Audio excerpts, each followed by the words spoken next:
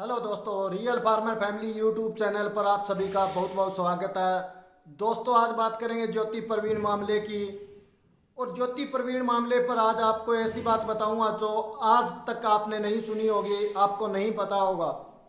एक इंसान आया है मीडिया के सामने जो ज्योति को अच्छी तरह जानता है और प्रवीण को भी अच्छी तरह जानता है। कौन है वो इंसान, आपको बताऊंगा। इससे पहले यदि आप चैनल पर पहली बार आए तो प्लीज़ चैनल को सब्सक्राइब जरूर कर लें ताकि अगली वीडियो का नोटिफिकेशन सबसे पहले आपको मिल सके। दोस्तों, मैं जिस भाई की बात कर रहा हूँ वो है भाई बिट्टू पहलवान नरेला। ये वही नरेला है जहाँ पर प्रवीण और ज्योति लव मैरिज करने के बाद रह रहे थे। और बिट्टू पहलवान नरेला के पास ये किराए पर रहते थे। तो बिट्टू भाई ने जो आज कुछ बताया है वो सभी बातें मैं आपको बताऊंगा। बिट्टू भाई ने प्रवीण में जो कमियां हैं वो भी बताई है, प्रवीण में क्या खासियत है वो भी बताई है, ज्योति में जो कमियां हैं वो भी बताई है और ज्योति में क्या खासियत है ये भी बताई है। बिट्टू पहलवान भाई ने प्रवीण के पिता के बारे में क्या कहा है वो भी आपको बताऊंगा, क्योंकि बिट्टू भाई प्रवीण को अच्छी तरह जानते हैं, अच्छी तरह इनके संबंध है एक दूसरे के साथ है। सबसे पहले तो बिट्टू भाई से ये पूछा गया कि आप प्रवीण को कैसे जानते हैं। तो बिट्टू भाई ने कहा कि प्रवीण नरेला में रहता था जहां वो मेरा घर था, मेरे घर में किराए पर है प्रवीण और ज्योति दोनों रहते थे। तब से मैं ज्योति और प्रवीण को जानता हूं, इनसे बातें भी होती थी मेरी। और प्रवीण के बारे में कहा कि ये बहुत ही साफ दिल का इंसान है, छल कपट बेईमानी से दूर है ये। बिट्टू भाई ने यह कहा कि प्रवीण कभी कभी शराब पी लेता था, पर यह नहीं है कि वो डेली पीता था। ऐसा नहीं है कि उसके पास 500-600 रुपये और वो ठेके पर गया और सभी पैसों की शराब पी गया, ऐसा बिल्कुल नहीं था। कभी कभी कोई ब्याह शादी कोई प्रोग्राम होता तो थोड़ी बहुत पी लेता, बाकी बीड़ी होके तक का भी बैल नहीं है प्रवीण में। भाई बिट्टू पहलवान ने यह भी बताया कि प्रवीण ऐसा इंसान है जितना ही कमाता है उतने ही खर्च कर देता है। ये चाहे इसकी खासियत लगा लो चाहे कमी लगा लो, इसने कभी ये नहीं सोचा कि मुझे पैसा इकट्ठा करना है। इसने सिर्फ ज्योति की खुशी के लिए सब कुछ किया है। और बिट्टू भाई ने यह भी कहा कि मुरथल में हवाई अड्डा नाम का एक रेस्टोरेंट है, वहाँ तक आज मैं भी नहीं गया हूँ, वहाँ तक है। और बिट्टू पहलवान जो भाई है उन्होंने कहा कि प्रवीण ज्योति को लेकर मुरथल में जो हवाई अड्डा नाम का रेस्टोरेंट है वहाँ पर भी ले गया है, यानी कि वहाँ तक भी खाना खिलाकर लाया है।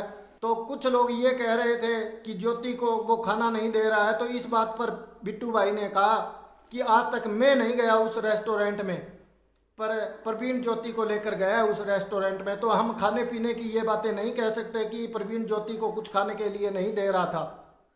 हाँ, ये बात भी कही बिट्टू भाई ने कि प्रवीण खुले हाथ का है, जितना कमाता है उतना खर्च कर देता है, बस अपने परिवार को खुश रखने के लिए, और हर इंसान ऐसा करता है।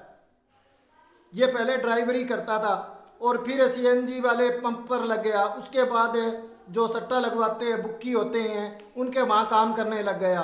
कभी कभार ये सट्टा लगा लेता था, पर कोई लोग ये कह रहे हैं कि प्रवीण से पैसे मांगने के लिए सट्टे वाले आते थे।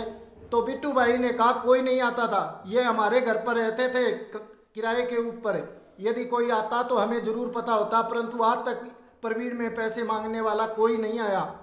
ये भी नहीं कहा है बिट्टू भाई ने कि ये डेली का नहीं काम करता था, यानी कि डेली के सट्टे नहीं लगाता था प्रवीण, कभी कभार लगा लिया करता था।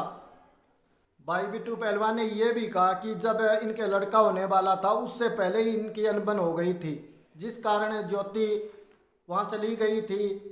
और जब ज्योति को प्रेगनेंसी के दौरान हॉस्पिटल में लाया गया तब मैं हॉस्पिटल में गया था, ज्योति से बात की थी कि ज्योति तू क्यों गई वहाँ, क्या बात है। तो ज्योति ने कहा पहलवान भाई को कि कुछ बात नहीं है भाई, और शर्मा कर उसने वो आगे कुछ बात नहीं बताई। और बिट्टू भाई ने ज्योति के बारे में ही कहा है कि ज्योति भी बहुत अच्छी है, बिल्कुल गाय के समान है ज्योति। आज अपनी माँ की बातों में आकर उसने ये फैसला ले रखा है, वरना ज्योति बहुत ही अच्छी लड़की है। उसने ना ही तो कभी प्रवीण के आगे कोई फरमाइश रखी कि आज मुझे ये सूट ला कर दो, आज ये गहने ला कर दो, ऐसी नहीं है ज्योति। ज्योति को मैं अच्छी तरह जानता हूँ।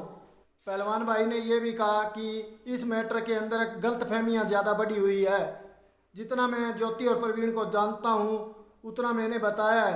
ना ही तो ज्योति ऐसी है कि वो रोज प्रवीण के साथ लड़ाई करे कि मुझे ये ला कर दो, ये ला कर दो। ऐसी नहीं है ज्योति। और ना ही प्रवीण ऐसा है। प्रवीण तो खर्चीला है, जितना कमाता है उतना लगा देता है। पर कुछ लोगों के कारण या गलतफहमी के कारण इनका ये मामला है जो सुलझ नहीं रहा है। पहलवान भाई ने यह भी कहा है कि प्रवीण का जो पिताजी है वो पहले नरेला में मुनीमी करता था और अब खरखोदा में मुनीमी करता है।